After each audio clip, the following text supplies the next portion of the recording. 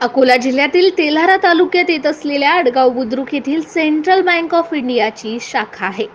स्थानिक ग्रामस्थांचे बँक संबंधीचे व्यवहार सुरळीत चालावे आणि वेळेवर नागरिकांच्या आर्थिक समस्या सोडवल्या जाव्यात यासाठी शासनाने या ठिकाणी ही शाखा उभी केली आहे।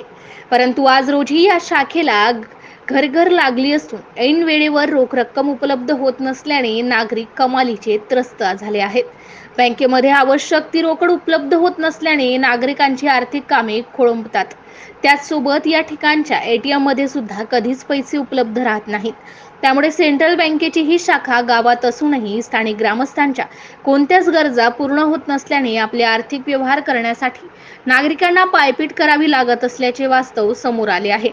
वरिष्ठ अधिकारी तसेच स्थानिक लोकप्रतिनिधी नागरिकांच्या या समस्या गांभीर्याने घेत नसल्याने सर्वसामान्य ग्रामस्थ कमालीचे त्रस्त झाले आहेत। MCN न्यूज मराठी करिता दीपक रेडे, अडगाव बुद्रुक।